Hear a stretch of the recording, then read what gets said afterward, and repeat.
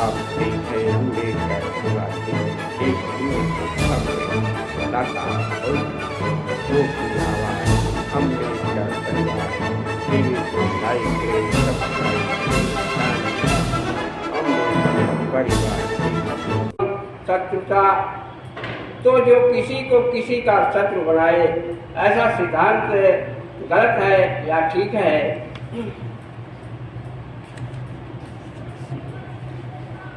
गौतम, यह एक गलत सिद्धांत है। रोहित, अब तुम क्या सोचते हो? क्या काशी और कौशल जनपद राजा प्रसेनजित के अधिकार में नहीं है? गौतम, हाँ। रोहित, तब मान लो कि एक आदमी कहे कौशल राज्य प्रसेनजित का काशी और कौशल पर अधिकार है, उसे ही काशी कौशल से प्राप्त समस्त राजस्व समस्त उपज का आनंद लेना चाहिए, किसी दूसरे के लिए कुछ नहीं छोड़ना चाहिए।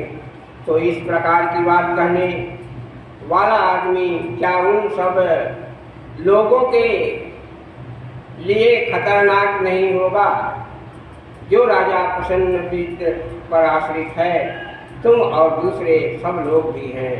गौतम, वह खतरनाक होगा तो क्या ऐसा खतरनाक आदमी उनका हित चिंतक समझा जाएगा?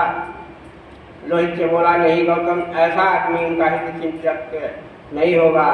जब वो उनकी हित चिंता नहीं करेगा तो क्या उसके हृदय में उनके लिए प्रेम होगा या शत्रुता? गौतम, शत्रु। तो जो किसी को किसी का शत्रु बनाए ऐसा सिद्धांत गलत है या ठीक है? गौतम, ऐसा सिद्धांत गलत है। रोहित, तो तुम यह बात स्वीकार करते हो कि जो यह कहे कि क्योंकि साल वाटिका पर तुम्हारा अधिकार है इसलिए साल वाटिका के समस्त राजस्व और सारी उपज का तुम्हें ही उपभोग करना चाहिए, किसी दूसरे को कुछ नहीं देना चाहिए। और जो यह कहे कि क्योंकि काशी और कौशल जनपद पर राजा प्रसेनजित का अधिकार है इसलिए राजा प्रसेनजित को ही काशी कौशल के समस्त राजस्व और समस्त उपज का उपभोग करना चाहिए, किसी दूसरे को नहीं देना चाहिए। तो ऐसा आदमी उन सब लोगों के लिए जो तुम पर आश्रित है अथवा उन सब लोगों के लिए जो तुम्हारे सहित कौशल राज्य प्रसेनजित पर आश्रित है खतरनाक नहीं होगा। जो दूसरों के लिए खतरनाक होंगे वे उनके हित चिंतक नहीं होंगे और उनके हृदय में शत्रुता होगी। और जो सिद्धांत किसी का शत्रु बनाए यह गलत सिद्धांत है। तो लोहित, जो आदमी यह कहता है कि श्रमण और ब्राह्मण द्वारा स्त्रियों और शूद्रों को विदा नहीं दी जानी चाहिए, वह आदमी भी उस आदमी के ही समान है। इसी प्रकार ऐसा आदमी उन दूसरों के पथ में रोड़े अटकाने वाले ही होंगे और उनका हित चिंतक नहीं होगा। इसी प्रकार ऐसा आदमी उनका हित चिंतक न होने के कारण उनका शत्रु हो जाएगा। और जो सिद्धांत किसी का शत्रु बनाए वह सिद्धांत गलत है।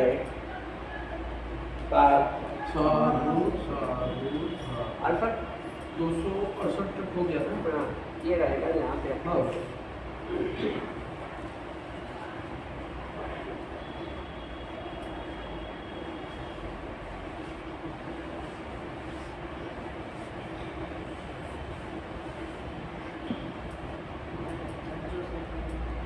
बुद्ध और उनका धम्म, इसके पाठ के पश्चात धम्मपद की 4 गाथाएं हैं नाग बग्गो से।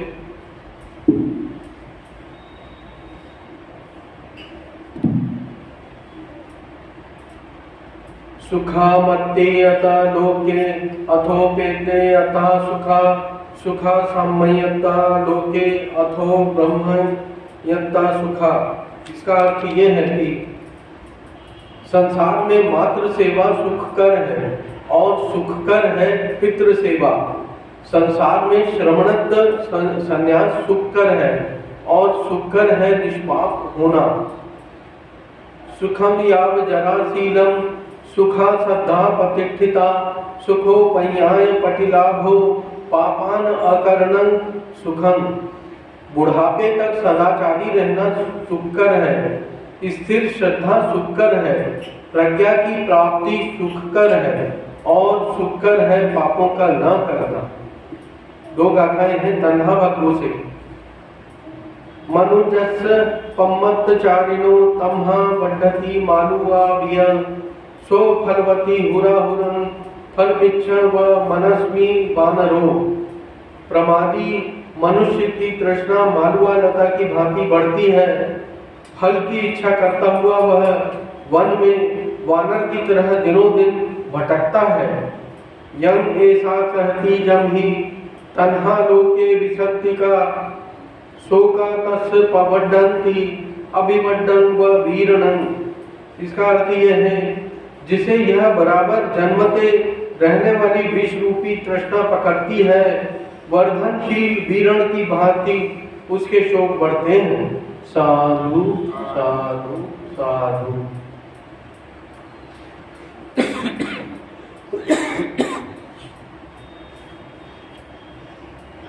ये जो धम्मपद की 4 गाथाएं हैं, इसमें जो पाली भाषा में जो कहा गया है वो तो थोड़ा कठिन है, पर उसको हिंदी में जो किया है डॉक्टर मदन आनंद कौशल्यायन ने, उसका अर्थ यह है कि जो संसार में माता की सेवा करना सुखकर है और पिता की सेवा करना सुखकर है।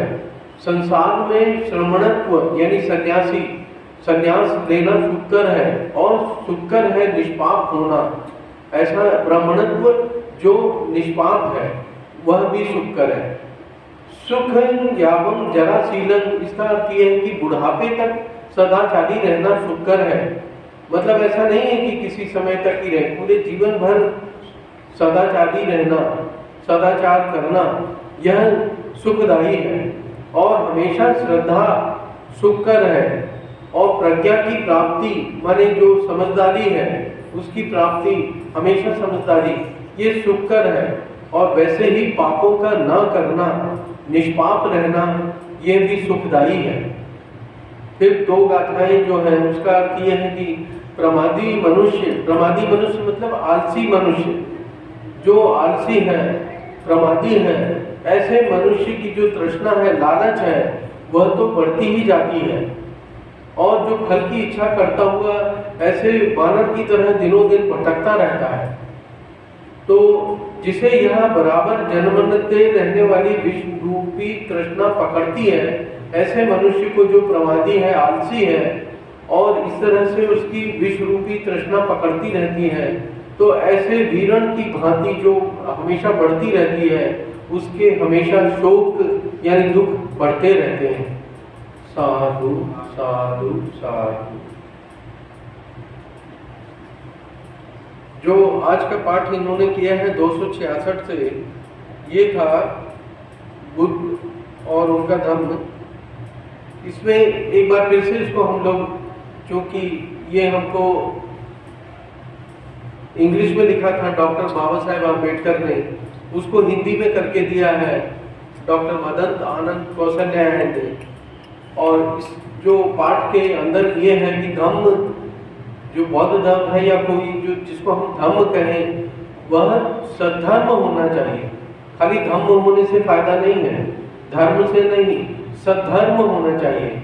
और वो तभी कहला सकता है जब वह प्रज्ञा की, समझदारी की वृद्धि करे, समझदारी की वृद्धि करे। तो यह तभी सद्धर्म है जब वह सभी के लिए ज्ञान का द्वार खोल दे। क्योंकि ये जो धम्म आया है, बुद्ध धम्म, ये 2500 वर्षों से भी पहले, तो क्या इससे पहले कोई धर्म होता नहीं था? तो इसमें कहा है कि उससे पहले धर्म होता था, लेकिन उसको सद्धर्म होना चाहिए। तो सद्धर्म के लिए ये शर्त ये है कि जो सभी के लिए ज्ञान का द्वार खोल दे। क्योंकि इससे पहले जो ब्राह्मणी सिद्धांत था, उनके भी पास था इस तरह कोई ज्ञान प्राप्ति का मार्ग, लेकिन वो जो ज्ञान प्राप्ति का मार्ग जो ब्राह्मणी सिद्धांत का था, वो ये था कि सभी के लिए नहीं खोला जा सकता उस मार्ग को। तो उन्होंने ज्ञान के अंदर ये था कि ऐसा ज्ञान सभी के लिए नहीं था, स्त्रियों के लिए नहीं था और शूद्रों के लिए नहीं था। उस ज्ञान प्राप्ति के लिए केवल 3 वर्गों के लिए उसकी अनुमति थी। ब्राह्मणों के लिए अनुमति थी, क्षत्रियों के लिए और वैश्यों के लिए उस ज्ञान प्राप्ति की अनुमति थी। लेकिन इनके अलावा मतलब यहाँ तक कि ब्राह्मणों, क्षत्रियों और वैश्यों की स्त्रियों तक के लिए भी वह मार्ग नहीं खुला था, और शूद्रों का तो कहना ही क्या। तो ये वर्जन थे, और इवन यहाँ तक कि उनको तो ज्ञान प्राप्ति तो बहुत दूर की बात है, उनको तो अक्षर ज्ञान लेना यानी पढ़ने तक की बनाई थी। तो यही बुद्ध ने कहा है कि ब्राह्मणों के इस निर्दयता पूर्व सिद्धांत के विरुद्ध विद्रोह किया, और फिर उन्होंने जो ज्ञान प्राप्ति का मार्ग दिया, और वो सभी के लिए खुला रहा। सभी के लिए, मैंने पुरुषों के लिए भी, स्त्रियों के लिए भी, ब्राह्मणों, क्षत्रियों, वैश्यों और शूद्रों के लिए भी, जो पहले नहीं था। तो इस तरह से वाद विवाद खड़ा हो गया जब बुद्ध ने नया ज्ञान प्राप्ति का मार्ग निकाला। तो बहुत से ब्राह्मणों ने इनके विचारों का खंडन करने का प्रयास किया, क्योंकि ये तो उनके लिए नई बात थी कि भाई आप कोई ज्ञान प्राप्ति का मार्ग स्त्रियों को थोड़ा ना देना चाहिए, शूद्रों को थोड़ा ना देना चाहिए, ऐसा ब्राह्मणों का मत था। तो तथागत से वाद विवाद करने के लिए आ गए, और फिर चारिका करते हुए भगवान बुद्ध के पास जब वो आए, तो अंत में ये है कि लोहित नाम का ब्राह्मण रह रहा था, उसके पास गए